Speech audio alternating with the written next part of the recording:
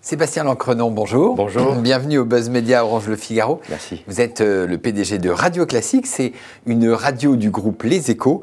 Alors, du 15 au 17 juin, vous organisez à l'Olympia le festival de Radio Classique, alors avec notamment le concert de Barbara Hendricks, qui là, je crois, il n'y a même plus de place avant. Il est complet, en effet. Il est complet, c'est ça. Le festival et puis d'autres manifestations que vous faites à Noël, c'est une manière de faire de la diversification de chiffre d'affaires, ce qui est important, ou de rencontrer votre public? Alors c'est d'abord et avant tout une opération de communication pour rencontrer les auditeurs qui écoutent Radio Classique. Comme vous le savez, nous avons remporté un fort succès d'audience et nous voulions rencontrer nos auditeurs autour des artistes que eux et nous admirons. Alors cette année, nous avons le grand privilège d'avoir Barbara Hendricks, qui est la star incontournable du festival. Oui. Mais les auditeurs retrouveront aussi les plus grands orchestres français, l'Orchestre de Paris, l'Orchestre national de Lille et son chef emblématique Jean-Claude Casatsu. C'est la 4e édition. Depuis le commencement, ce festival joue à guichet fermé. Et il reste quelques jours pour acheter les dernières places, mais la concurrence est rude, puisque ce week-end, nous aurons en face de nous, en plein air, Johnny Hallyday au Stade de France. C'est pas tout à fait le même public. Alors, pour une radio, comme vous dites, c'est effectivement l'occasion de rencontrer son public. Exactement. C'est aussi de faire de la diversification. Je crois, c'est voire un quart, voire un peu plus de votre chiffre d'affaires provient de la diversification. Exactement. En parallèle des recettes publicitaires, nous avons développé depuis plusieurs années la production de spectacles. Donc Radio Classique produit chaque année son festival en juin à l'Olympia. Nous produisions au Théâtre Édouard VII chaque année au moment des fêtes de Noël un spectacle famille. Cette année, nous produirons le Carnaval des animaux qui sera présenté par Ève Ruggieri. Et puis nous créons à la salle Pleyel le 20 décembre le grand concert de Noël, à l'image un peu du concert du Nouvel An de Vienne. Voilà, c'est ça. Alors, Radio Classique est une radio assez particulière qui repose sur deux jambes, la musique classique comme il se doit, sur laquelle il y a assez peu de publicité. Il faut rappeler que vous êtes une radio privée. Bien sûr. On vous assimile des fois au service public. Mais nous sommes au service du public, voilà. C'est pour cela. Et vous avez également une partie écho et info avec des matinales sur lesquelles il y a plus de publicité. C'est un exercice un peu compliqué. Pour l'instant, ça a l'air de marcher, puisque l'audience a beaucoup progressé. Sur la dernière vague médiamétrie, vous aviez 2,3% d'audience cumulée. Vous allez poursuivre sur cette voie? Alors, oui, nous allons poursuivre. La matinale, c'est un rendez-vous stratégique, tout simplement parce qu'en France, les auditeurs, le matin, consomment de l'information. C'est le prime time de la radio. Exactement.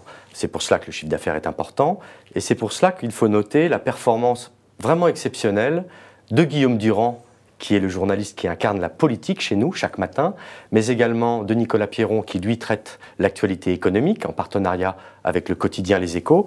Cette matinale a une progression de plus 48% en un an. Ça fait plus 135 000 auditeurs, ce qui est phénoménal. Hein.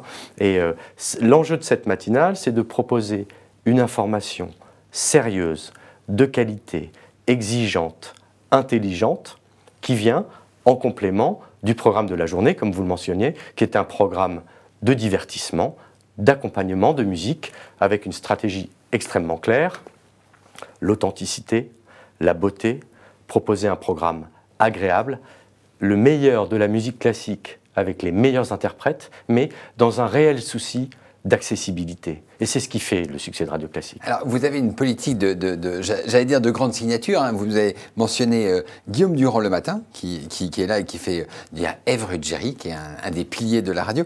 Christian Morin, Claire Chazal, Sylvien Augier, qui vous a rejoint dernièrement. J'allais dire, vous faites du neuf avec du vieux?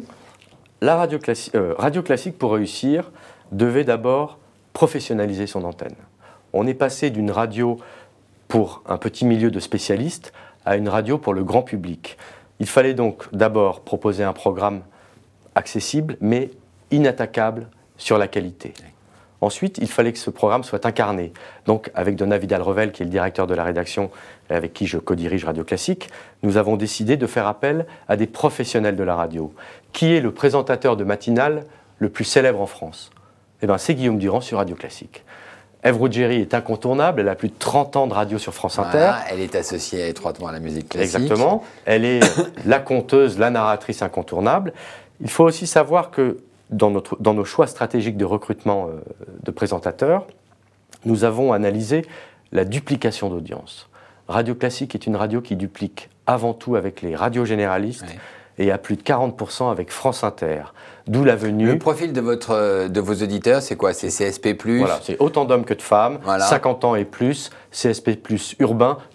Urbain du fait, en fait de notre couverture, puisque nous avons un peu plus de 80 émetteurs. Est-ce que vous allez recruter de nouvelles signatures? Alors il y aura une nouvelle arrivée en septembre, mais pour l'instant, le contrat n'étant pas signé, je ne dis rien.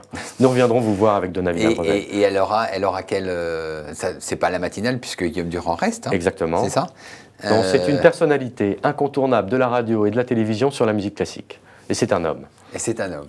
Ah, Monsieur l'Odéon. Non, ce n'est pas lui. C'est pas Monsieur l'Odéon. J'aurais bien voulu. D'accord, on fera la séance des questions plus tard. Dernier sujet, la radio numérique terrestre. Alors, on a vu la semaine dernière que les grandes radios, RTL, Europe 1, dont vous êtes issus, RMC, ont décidé de, j'allais dire, tourner le dos à la radio numérique terrestre. Vous, non. C'est le média d'avenir? Alors, je pense très simplement, et avec un petit peu de bon sens, qu'on ne peut pas aller contre la révolution numérique.